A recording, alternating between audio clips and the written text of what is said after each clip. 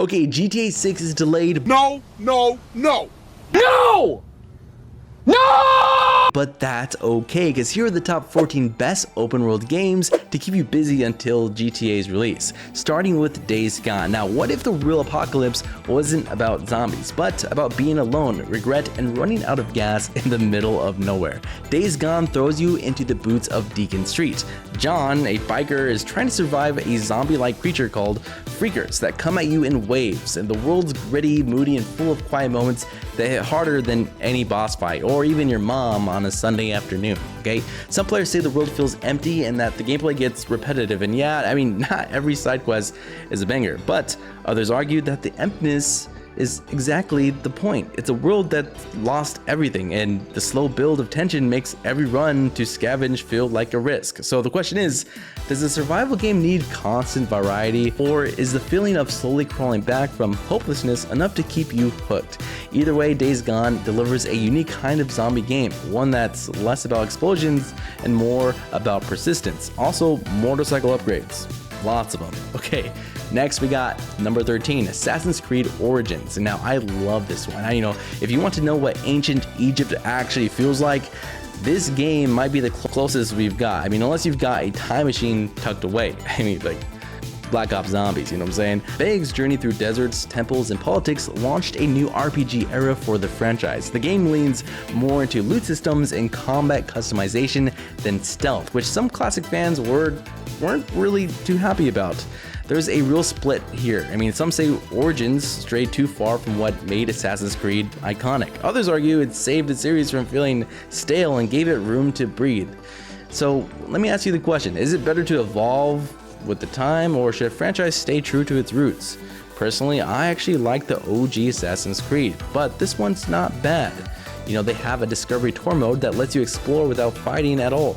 Origins is gorgeous, historically rich, and I love it. Next is Marvel's Spider-Man 2, number 12. Okay, you ever swung around your bedroom pretending to be Spider-Man, and you accidentally shatter a lamp, and then you get basically spanked by your mom? Sorry about the spankings. I can't get over it. That's a spanking, okay?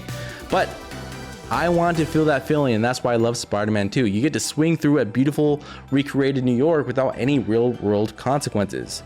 Insomniac really leveled up everything here, from improved graphics to web-slinging mechanics that feel incredibly smooth. Now, some fans mention that the game doesn't stray away from what made the original great, while some players are debating if Spider-Man 2 innovates enough. If it's mostly just more of the same, others argue there's no need to drastically change what already works. So let me ask you this, does a sequel always need groundbreaking changes, or is improving on a winning formula good enough? You guys remember Web of Shadows? I really like that game too. Ultimately, whether or not think Spider-Man 2 adds enough new elements, swinging around Manhattan and facing off against iconic villains like Venom is pretty awesome. 11, Mafia, the definitive edition. Now this isn't your typical open world game. It's not about climbing towers or chasing collectibles. It's about stepping into a 1930s gangster flick and living it one mission at a time. Some players were thrown off by the lack of open world stuff, but come on, we got it. There was no side missions, no distractions. It was basically just story. But others appreciate it for exactly that reason. It's in the sea of games overloaded with checklists. Mafia stays focused and cinematic. So here's a debate. Do you need side quests or systems to be considered great, or could the story kind of carry the experience? I like to think of Halo. The story was good enough. I don't need a firefight. That ruins the game. Okay, for fans, some people like the slow burn narratives, but for me, the definitive edition is a rare gem. Just don't expect to run a business empire. If you're here to drive, shoot, and sweat through every close claw machines. That's what I meant to say. Okay, Grand Theft Auto 5, number 10. Can a game be too big or for its own good? Grand Theft Auto 5 dropped in 2013, and somehow over a decade later, it's still one of the most played open world games in the world. The story is classic Rockstar. The online mode, it's chaotic, people like to troll, it's fine, the meme-worthy NPCs, but some players argue it's overstayed its welcome with multiple releases and GTA Online taking the spotlight. There's growing fatigue. Where's GTA 6? On the flip side, fans argue if people are still playing it, it must be doing something right. Its longevity is a sign of greatness, like MJ on the court. Or is it just a sign of great monetization? Whatever you take is, there's no denying GTA 5 is definitely a game you should definitely keep playing before GTA 6. Okay, now we're gonna basically talk about a new game that I really like. Okay, Dragon Infinite Wealth, like a Dragon Infinite Wealth, number 9. Okay, at what point does an RPG become a full-blown life simulator?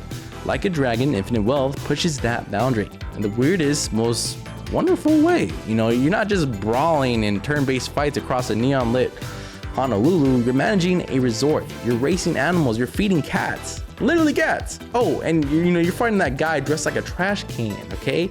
You know, the standard stuff. Some players love the game's chaotic charm, saying it blends, serious storytelling with completely unhinged side activities better than any JRPG out there. Others argue it's almost too much, like the Yakuza team crammed 3 games worth of content into one. So the question becomes, can a game this jam-packed still feel focused, or is there a point where this kind of becomes a little bit of a distracting game? I mean, either way, I think Infinite Wealth delivers one big thing. There's always something to do, and somehow between the karaoke and the tears, oh, it all works. Okay, next we got another Assassin's Creed game, Assassin's Creed 4 Black Flag. Now, how did a pirate game sneak its way into Assassin's Creed? Literally, we got Foxy the Pirate. Just kidding. Sorry, that was FNAF reference. Okay. Black Flag is what happens when Ubisoft decides that assassins need ships and rum. You sail the Caribbean, plunder enemy fleets, upgrade your vessels, and yes, sometimes sneak through the bushes and stab a dude. But make no mistake, this is a pirate fantasy first, and then a stealth game second. Some fans argue it's the least Assassin's Creed game in the franchise, but others think that's exactly why it's so loved. It's staying faithful to a franchise more important than delivering a fantastic experience. In the end, Black Flag nails the most important part: freedom. Whether you're chasing the sea shotties, or just enjoying a sunrise from your ship's deck, there's nothing else quite like it. 7. Horizon Forbidden West. Now, what do you get when you cross a robot dinosaur in a post-apocalyptic ruin and a protagonist with better aim than 99% of us in any shooter? Horizon Forbidden West is Guerrilla Games' love letter to the open world genre. It builds on everything that made Zero Dawn special: bigger world, more biomes, better combat, and delivers one of the most visually stunning games ever made. Still, some players feel the story tries to juggle too much lore and the sci-fi mumbo jumbo, while others defend it, saying the depths add weight to its world.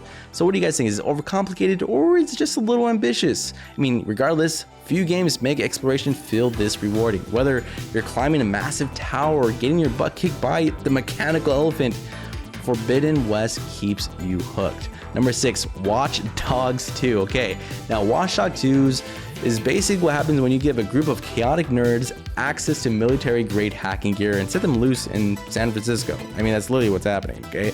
After the overly serious tone of the first game, Ubisoft flipped the vibe. Marcus and the Dead Set crew are cheeky, idealistic, and weirdly wholesome, like Cyberpunk with a smile. Some players love the tone shift and more colorful world, others miss the darker, grittier edge of the original. So what's better, a serious hacker drama or a sandbox that lets you crash cars with your phone for fun? I mean, in terms of open world interactivity, Watch Dogs 2 is top tier.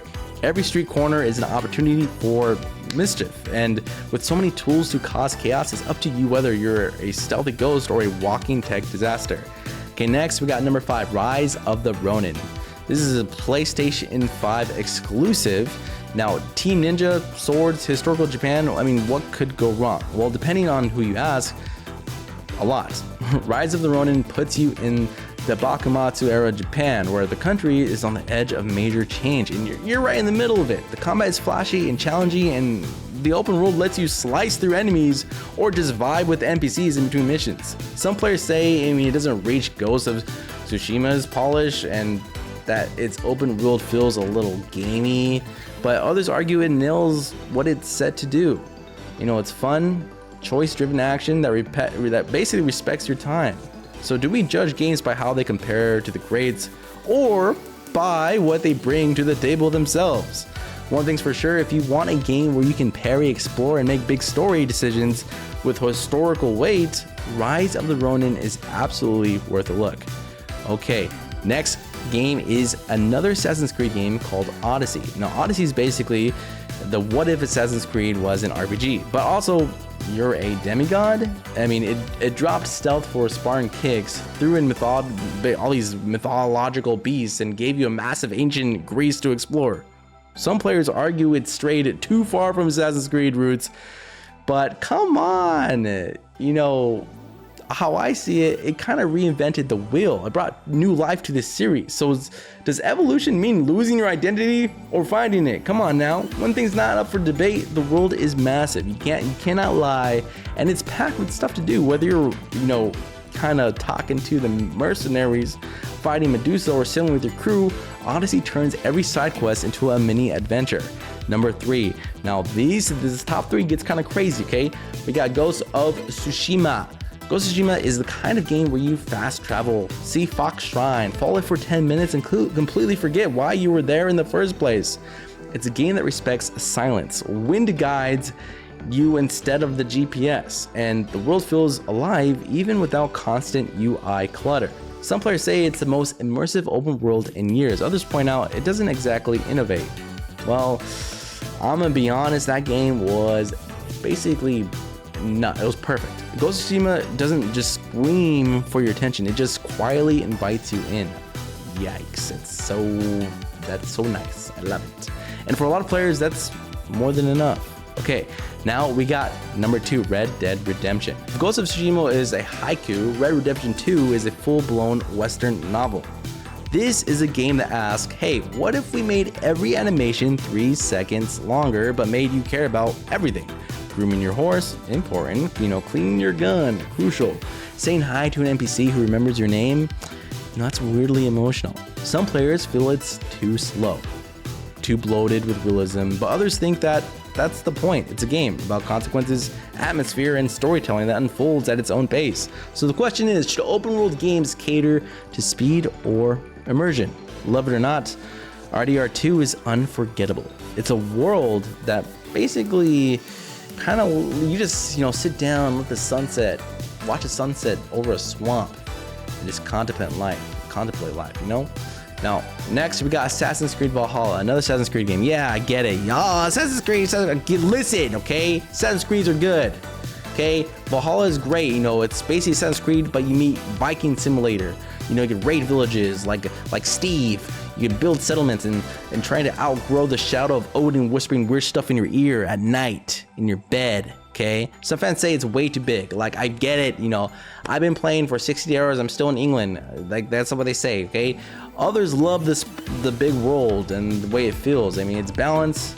It has RPG mechanics with Assassin's Creed's signature stealth. So, you know, what is the trade-off? Well, is bigger better, or is it just more? You know, despite the bloated runtime, Valhalla shines in its small moments. Those quiet conversations, the hidden lore, the random world events that feel oddly personal. It's not perfect, but I mean, it definitely leaves a mark. All right, comment down below what I missed and like for part 2. 100 likes.